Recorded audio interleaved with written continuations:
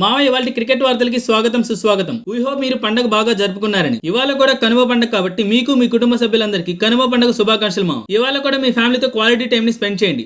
అలా time spend చేస్తూ మా వీడియోస్ కూడా చూసేయండి. ఇంకెందుకు లేట్, ఇవాళ మన వీడియో స్టార్ట్ చేసేద్దాం. చలో న్యూస్ నెంబర్ 1. మావ మన సీనియర్ ప్లేయర్స్ డొమెస్టిక్ క్రికెట్ ఆడడానికి రంగం సిద్ధం చేసుకుంటున్నారు. మన ఇండియన్ స్టార్ క్రికెటర్స్ అయిన పంత్ అండ్ కోహ్లీని ఢిల్లీ రంజీ ట్రోఫీ స్క్వాడ్ లో ఇంక్లూడ్ చేశారు. వాళ్ళు అవైలబుల్ గా ఉంటే ఈసారి రంజీ ట్రోఫీ ఖచ్చితంగా ఆడాలి. అంటే ఢిల్లీ క్రికెట్ బోర్డు వాళ్ళిద్దరు నేమ్స్ స్క్వాడ్ లో ఫస్ట్ నుంచి ఇంక్లూడ్ చేసి పెట్టేసిందంట. Other side Rohit Sharma Mumbai Ranji teams practice కూడా స్టార్ట్ చేశాడు. తన ముంబై రంజీ టీమ్ లో ఉంటాడో లేదు ఇంకా అప్డేట్ రాలేదు. కానీ తన టీమ్ తో కలిసి ప్రాక్టీస్ చేయడం స్టార్ట్ చేశాడు. దట్ మీన్స్ తను ఈసారి రంజీ మ్యాచెస్ ఆడడానికి రెడీగా ఉన్నాను ముంబై బోర్డు కి సిగ్నల్ ఇచ్చేసినట్టే. మన సీనియర్ ప్లేయర్స్ రంజీ ఆడడానికి రెడీ అవ్వడం చూడడానికి బాగుంది కదా మామ. News number 2. మామ మొన్న జరిగిన బీసీసీఐ రివ్యూ మీటింగ్ లో ప్లేయర్స్ యొక్క వైఫ్స్ గురించి కూడా ప్రస్తావన వచ్చింది మామ. Suppose players cricket series or matches ఆడడానికి ఓవర్సీస్ కి వెళ్ళినప్పుడు వాళ్ళ వైఫ్స్ వాళ్ళతో ఎంటైర్ టూర్ ఉండడానికి వీలేదని చెప్పేసింది.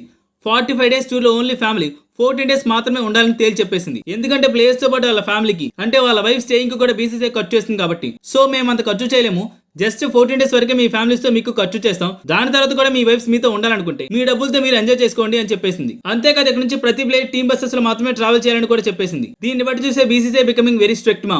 News number 3. మా మన బీసీసీఐ రివ్యూ మీటింగ్ లో ఇంకో పాయింట్ కూడా డిస్కస్ చేశారంట. ప్లేయర్ పర్ఫార్మెన్స్ ని బట్టి వాళ్ళ శాలరీ ఉండబోతుందంట. ప్లేయర్ సరిగ్గా పర్ఫార్మ్ చేయకపోతే వాళ్ళ శాలరీని కట్ చేస్తారంట. సరిగ్గా పర్ఫార్మ్ చేస్తే కంప్లీట్ శాలరీ ఇస్తారంట. ఇలా అయిన ప్లేయర్స్ ఫుల్ కాన్సన్ట్రేషన్ గేమ్ మీద పెడతారని వాళ్ళ ఆశ. News number 4. మా కొన్ని రిపోర్ట్స్ ప్రకారం గౌతమ్ గంభీర్ హెడ్ కోచ్ గా కంటిన్యూ అవ్వాలి లేదనేది ఛాంపియన్స్ ట్రోఫీలో ఇండియా టీమ్ పర్ఫార్మెన్స్ మీద బేస్ అయి ఉంటుంది. ఇండియా సరిగ్గా పర్ఫార్మ్ చేస్తే ఓకే, లేకపోతే Gautam Gambhir performance as a head coach గా ఎవాల్యుయేట్ చేసి ఆల్ ఫార్మాట్స్ కి హెడ్ కోచ్ గా పెట్టాలా లేక ఏదైనా ఒక ఫార్మాట్ కి కోచ్ గా చేయాలా అసలు హెడ్ కోచ్ గా తీసేయాలా అనే నిర్ణయం తీసుకుంటారంట. News number 5. మామ మనం చెప్పాం కదా డిసెంబర్ మంత్ కి Jasprit Bumrah player of the month కి నామినేట్ అయ్యాడని. అయితే తనకి December player of the month ఇచ్చేశారు. ఆస్ట్రేలియా టూర్ లో మనోడు 32 వికెట్స్ తీసుకుని టీమ్ కి బిగ్గెస్ట్ అసెట్ అయ్యాడు. మరి తన కాకుండా ఇంకెవరికి ఇస్తారు?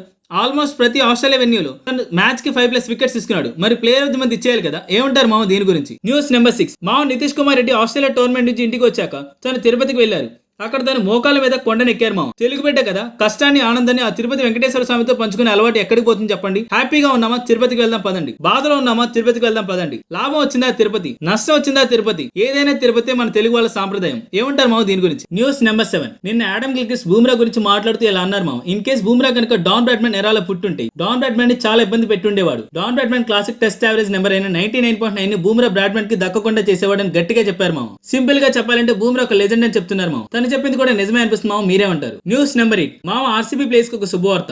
మొన్న ఆక్షన్ లో ఆర్సీబీ మేనేజ్మెంట్ టిమ్ డేవిడ్ ని ఎందుకు కొన్నారని మేనేజ్మెంట్ ని వేసుకున్నారు కదా. అయితే తను నిన్న బిగ్ బ్యాష్ లీగ్ ని ఆడుతున్నాడు. నిన్న హోబర్ట్ టీమ్ 4 balls 7 runs కావాలి అంటే ఒక 6 and ఒక సింగిల్ కొట్టి ఇంకా 2 balls మిగిలి ఉండగానే మ్యాచ్ ని ఫినిష్ చేసి హోబర్ట్ టీమ్ వాళ్ళ 6th కాన్సిక్యూటివ్ విన్ అచీవ్ చేయడానికి హెల్ప్ చేశాడు. News number 9. SA20 లీగ్ ముచ్చట్ల మీద ఒక లుక్ వేస్తే రబాడో ఒక మ్యాచ్ లో పవర్ ప్లే లో 2 maiden overs వేసి 2 wickets తీసుకున్నాడు మామ. మిగిలిన 2 overs 22 runs ఇచ్చాడు అనుకోండి, అది వేరే విషయం. సేమ్ మ్యాచ్ లో పాల్ రాయల్ సైడ్ మన ఇండియన్ ప్లేయర్ అయిన Dinesh Karthik for the first time SA20 league ఆడాడు. ఫస్ట్ మ్యాచ్ లో 7 balls 2 runs కొట్టి తన ఫేవరెట్ అవుట్ అయిన రన్ అవుట్ అయ్యాడు. దినేష్ కార్తిక్ రన్ అవుట్ కి ఒక విడదీలేని అనుబంధం ఉందనుకుంటున్నాం.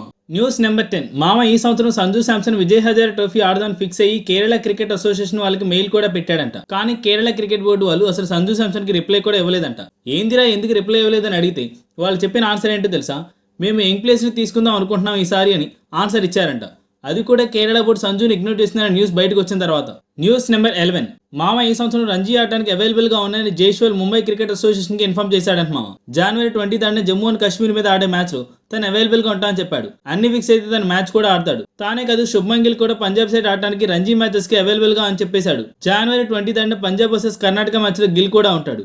22 January నుంచి ఇంగ్లాండ్ T20 సిరీస్ ఉంది. ఎలాగో తనని ఈ సిరీస్ లోకి పిక్ చేయలేదు కాబట్టి హ్యాపీగా తను రంజీ ఆడుకుంటున్నాడు. News number 12. మామ ఈ సంవత్సరం విజయ్ హజారే ట్రోఫీలో హైయెస్ట్ యావరేజ్ ఉన్న ప్లేయర్స్ మీద క్లిక్ వేస్తే కరుణ్ నాయర్ 664 యావరేజ్ తో ఫస్ట్ ప్లేస్ లో ఉన్నాడు. శ్రేయస్ అయ్యర్ 325 తో సెకండ్ ప్లేస్, అనుజ్ రావు 225 తో థర్డ్ ప్లేస్, అంకిత్ కౌశిక్ 212 తో ఫోర్త్ ప్లేస్ అండ్ ఫైనల్ గా మయాంక్ అగర్వాల్ 123 యావరేజ్ తో ఫిఫ్త్ ప్లేస్. ఫస్ట్ ప్లేస్ లో ఉన్న కరుణ్ నాయర్ నెంబర్ చూడండి 664 అంట. అసలు ఏంటి మా యావరేజ్? News number 13. బాబు విరాట్ నువ్వు కొంచెం తగ్గాలి అంటున్న ఇయాన్ చాపెల్. మామ మీకు ఇయాన్ చాపెల్ తెలుసు కదా, one of the greatest batters అని చెప్పొచ్చు. అయితే తను విరాట్ కోహ్లీని తన సెన్స్లెస్ యాంటిక్స్ ని తగ్గించుకోవాలని చెప్తున్నారు మామ. మెయిన్ గా మొన్న విరాట్ కోహ్లీ శామ్ కాన్షియస్ భుజాన్ని తోసుకుంటూ పోయిన ఇన్సిడెంట్ గురించి పాయింట్ చేస్తూ తను ఈ మాట అన్నారు.